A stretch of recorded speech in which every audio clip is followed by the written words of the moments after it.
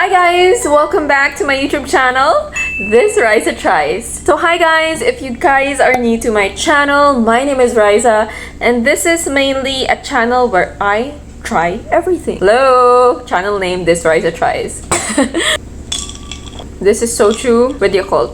One of my favorite drinks. Anyway, so guys, can you believe it? It's October. Most of my friends know this, but I celebrate October. It's Halloween! I actually celebrate Halloween more than my birthday, more than Christmas, more than any other event in the year. Halloween is like me personified in a day.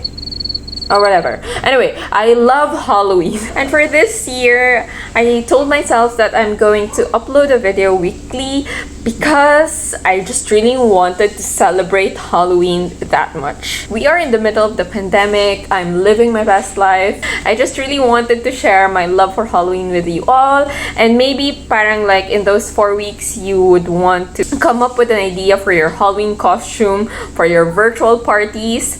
Well, your girl got you. And so for this video, we're starting like really warm up levels lang muna tayo. It's really just gonna be a simple look. I did this look last year, not for Halloween. I just really wanted to try illusion makeup. And I think I did well for my first try. But as you can see, it's such a simple makeup look and I think I can bring it up a notch, like more glam. You are going to see everything, like all the steps, so that you can recreate this look. And if you do, please click like, subscribe, and share this video with your friends. Do tag me on Instagram if you did recreate it. You can also tag me on Facebook. I would love that, but I'm more active on Instagram. Let's go to the look. Actually, the way I do this, just like with all of my special effects makeup, is I generally have a reference photo from the look that I did last year. It's here. I did like a full face makeup na parang mask. Hindi ako ganon ka saya sa naging look ng makeup. It was so simple, just like a barely there makeup.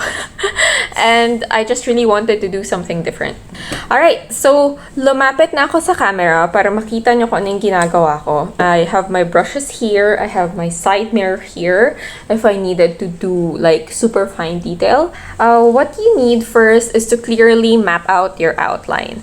So like I said, I have a reference photo and I'm going to do this like parang Phantom of the Opera mask, kind of mask. I'm going to use a fine tip brush.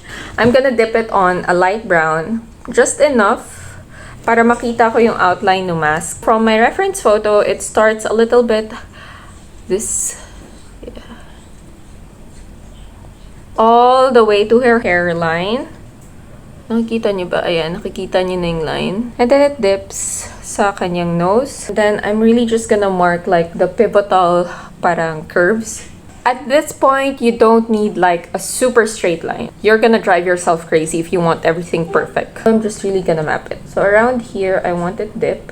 And then it parang goes here. It's not gonna go all the way to your other cheek. As you can see sa reference photo, merong shadow here. So we actually need to create a space for that. See? Yeah. This nose area is kind of tricky for me because, well, the nose is like a natural curve. Depending on the angle that you see it, the line might look crooked. And so, let me focus. And for me, what works is I work na parang dashed line. Yan, kita nyo na. The thing that I will mark the next is like where the shading happens. So the shading happens sort of here para magmukhang illusion, like you're taking off a mask. So this is what it looks like. Like you can see like the general for the map. And I did already try to map out where the shadows would fall. Also here, you can see it a little bit, like there's a line there. That took me quite a while. I use eyeshadow. I don't use eyeliner because mas mahirap siyang burahin. So now what we're gonna do is we're going to do my makeup. This side will be the one na walang makeup and this one would be the full glam because ito yung mask side. Of course, for glam makeup, you want a defined brow. And for this one, because I want it more dramatic, I'm really gonna arch my brow. And so since we're doing really a dramatic makeup, you want the end like really sharp and crisp. Yan. Kita nyo na ba yung difference? Diba they look like caterpillars? Char. Foundation. This is my foundation for years now. The Maybelline Poreless Foundation. Super konti ko lang mag-foundation. Yeah, ganun lang. For me, I don't really need to cover a lot. Ayan, nakikita nyo na ba? Take note that within the line lang. You guys can see, di ba may pimple ako dito and I put a pimple patch on there. So, pwede mo siya actually cover ng makeup yung pimple patch. And that really helps a lot. Yun na, nandun na yung pea-size amount. And you can see na generally na-cover niya lahat ng areas. Go back on the areas na feeling ko mas kailangan pa rin ng coverage. So, a lot of it sa jaw area.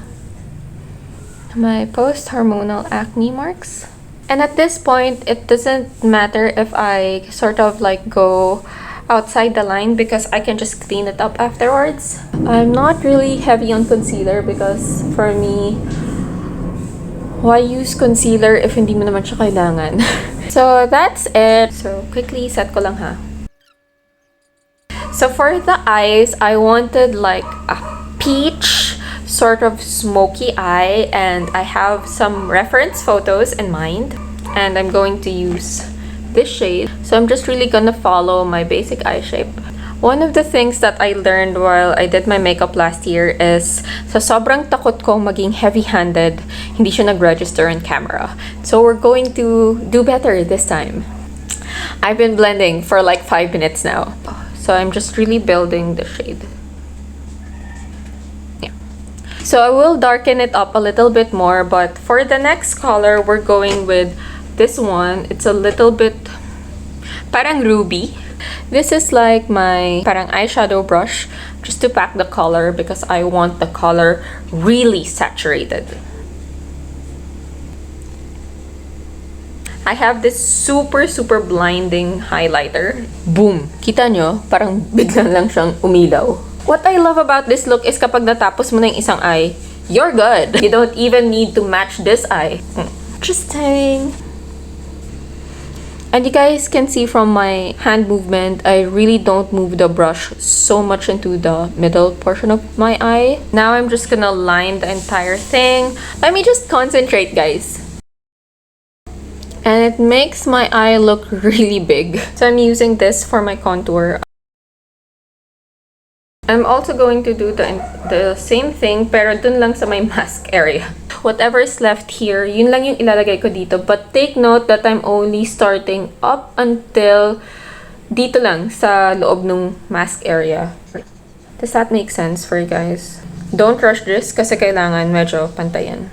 And you don't want it na parang like kagaya dito kasi this is not where you started the contour. Wala kang starting area na ganun. So you want it a little bit faded. Blush time! I'm not a huge fan of blush, kaya usually eyeshadows ko na peach yung ginagamit ko for blushes or even my lipsticks, like from BLK. Ayan, kita nyo na ba? You see that? Feels so weird that my cheek is glowing. I think this is the most blush that I have applied in my whole life. What we're gonna do next is we're going to start outlining the mask. And for this one, I'm using my black Snazaroo Face paint. If you have any black lipstick, that will do kasi line lang naman siya. It's a lot better if you do it nang nakaharap sa mirror. Kasi with our face, of course, there's natural curves. And at the end of it, kailangan may illusion siya.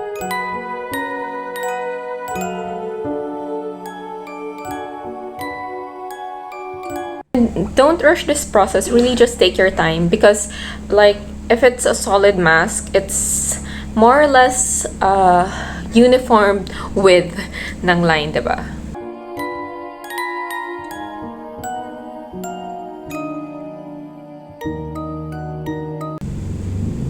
So that's the mask, more or less. When you're good, make sure that you set it right away. I'm using black shadow to set this kasi you don't want it going anywhere. So let me just do that. So this is it after it's been set. I'm just using a Q-tip to clean the lines a little bit. Let me just do the shadow. Part of the shadow will come from here, like kung saan nagkaroon na yung gap yung masks. You would want a cool tone brown. And I'm really just going to follow the lines nung mask. Wala pa akong blending na ginagawa. Some areas you would need to do more. Especially sa nose area because that is matrabaho. So the shadow is really dark dun sa malapit sa black and then it gradually fades. Kita niyo ba? And I'm just going through the dark brown areas, yung pinakamalapit sa black. Because yun naman talaga magiging dark areas when parang pinatong mo siya, diba? And I'm going through a clean cotton bud again. You don't want a black eye naman. Finish lang natin yung lips para hindi tayo namumblema mamaya. And then I'm gonna put gloss. And lastly, you would want a sponge so that yung kaninang pinakita nating line dito, although it's very faint now, yun yung i-color nyo ng black. As also here.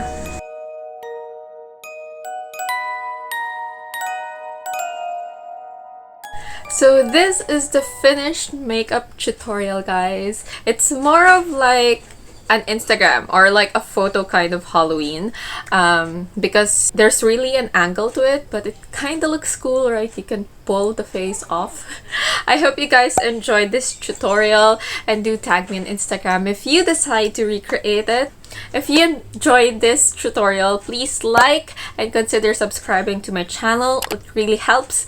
If you can also share this with your fellow Halloween enthusiast friends, that would be great. Comment down below kung ano yung gusto nyo pang makitang Halloween tutorial, like wounds, zombies, all these kinds of things. I might make a video in the future about it. Also, I would want to hear kung ano yung balak nyong costume for Halloween, even if we're celebrating it like virtually. Let's celebrate Halloween together. I hope you guys enjoyed my very first Halloween makeup tutorial. Stay tuned for more because I will be uploading weekly this October. Thank you guys! I love you!